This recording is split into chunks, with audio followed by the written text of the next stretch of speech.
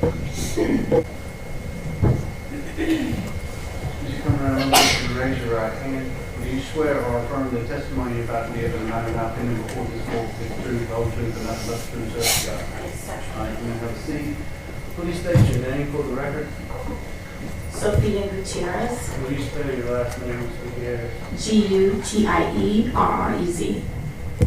Thank you. Ms. Gutierrez, what do you do for a living? I'm a school counselor, Okay, and where are you a school counselor? Rock Spring Elementary. Are you familiar with a child named Haven Gearing, who later was called Evan Schindley? Yes, ma'am, I do. Okay. Were you his school counselor when he went to Rock Springs Elementary School? Yes, ma'am, I was one of his counselors. Okay. I want to talk to you just a little bit about some things that happened while he was a student there. Yes, ma'am. Are you familiar with Tyler and Krista Schindley? Yes, ma'am, I am. Okay. During the course of the years that Evan attended school at Rock Springs, did you notice some concerns about food related to Evan? Yes, ma'am, I did. Okay. Can you tell me a little bit about those? His classroom teacher, he had some problems with food, and it came about when his classroom teacher said a lot of times when we had some behavior problems, it was all in relations to food. And we got concerned about the amount of food that was in his lunchbox.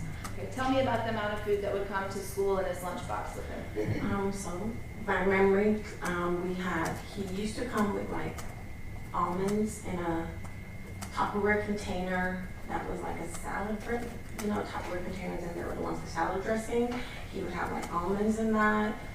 Sometimes some celery stick, hummus, but it was always a small containers. Okay. And after Evan would eat, did he ever seem satisfied? He was never satisfied. Okay. Did you address, you and other members of the staff, did you address Evan's hunger with his parents? Yes, we did. Okay. And were there times that you had meetings with his parents and with the foster agency and DFACS related to your concerns about Evan's hunger? Yes, ma'am, numerous times. Okay. And I want to talk just about those meetings and the steps that you took. Yes, Well, Ms. Gutierrez, how long have you been a school counselor? since 2016, 8 years. Okay. And have you dealt with children who came from backgrounds of food insecurity or not having available food? Yes, we have. And does hunger sometimes, in your experience, contribute to behavior issues? Most definitely.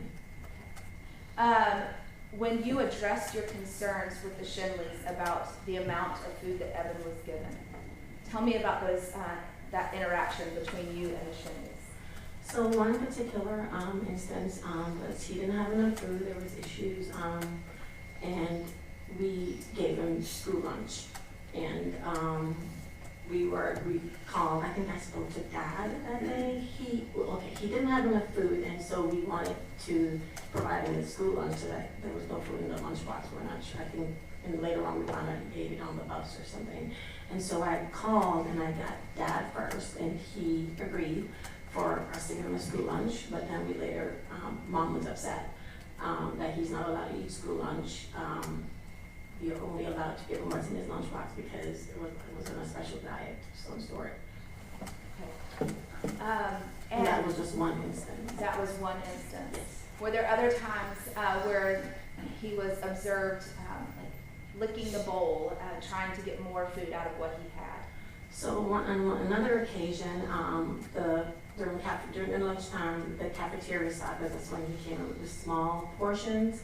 And one of the paraprofessional in the cafeteria came to report to me that he did not have enough food in the lunchbox, and so the little bit that he had, she was very emotional actually. He was licking the Tupperware, the salad dressing that was in it, clean. But we weren't allowed to give him a lunch from the cafeteria, so she just reported it to me. Okay. Now, did you, again, confront the defendants, the parents, with concerns about Evan not getting enough to eat? Yes, we did, and it got to the point where I reached out to the caseworkers about it. Okay, so you actually reported to DFACS that you Yes. had concerns about this? Yes. At the time that this was going on, was Evan in foster care with the defendants? Yes. Okay, so he had not yet been adopted, is that correct? No. Okay. Did you express concerns about his adoption to defects? Yes, numerous times. And besides food, what were those concerns that you had for Evan and his relationship with his, at the time, foster parents, Krista and Tyler Schindley? So, on one occasion, we had a meeting, IEP meeting, and during that meeting, it was a lot was going on, and during that meeting, Ms. Schindley expressed that Evan was being forced on her. She only wanted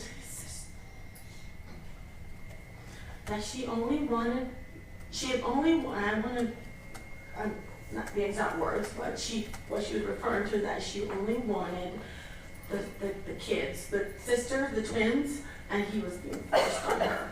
And so after the meeting, I emailed the caseworker, and I said, please do not allow them to, and I thought I'd probably get in trouble, but I was like, please do not allow them to adopt him. I don't think they love him. I want to talk about physical affection with Evan. Did Evan respond to physical affection from his teachers and people in his classroom and stuff like that? Yes, he loved hugs in the hallway. He was little, so he would always just run up and give us hugs all the time. And to be fair, the years that he went to school with you were in kindergarten and first grade, is that correct? Yes. Okay. Were you ever given instructions by the Schindleys related to physical affection with Evan? Yes, so after, I want to say it was after that meeting and the constant calls and obviously as a counselor I was the one making all the reports. I think it got to the point where I think something was said about I was interfering with the adoption process, because I would constantly reach out to the adoption agency or to the caseworker that was over the case at the time. And in one of the instances, I think it was one of our meetings, Ms. Schindley said that we were giving him too much affection at school, and so he had none left to give him when he got home. And so I was told by our school personnel or administrator that I was not allowed to interact with him anymore. So our other counselor had to, like, if there was any kind of meeting or any talk between the parent and that, or the counselor had to be the one to deal with it, because she reported me to the district office. Okay, and were you and the other members of the staff at Rock Springs given strict instructions about physical affection? Yes, we were not allowed to give him any kind of affection, so there were times when it was just very obvious. I saw him in the hallway and I couldn't hide, so I would still give him a side hug, and there were times when I would hide from him when I see him, so I would not tell him no. Nothing further. Any questions, Mr. Carvajal? Just briefly, Judge. Yes. Good afternoon, Ms. Gutierrez. Yes, sir. You made 2 reports to DFACS about your concerns with the Schindleys, correct? I know one specific one. I know Ms. Rice made reports as well. A lot of times the communication. I know one specific one that I made. I know the last one I read. It's been a while, so I was going back to find all my reports. So I have one that I can remember for sure. Okay. But do you know there were 2 investigations done by DFACS? Do you know that? What do you mean by investigations? They did 2 investigations based on your On report, yes, report, okay, yes. right, from your school. And both of those investigations came back unsubstantiated, correct? Usually we don't get all the information as to what happened. I just know that when I made it, and a lot of the communication was through email, because we had a caseworker for him for wherever he came from before he came to Henry County. And so a lot of my communication was through her. But yes, we did get a lot of pushback from DFACS.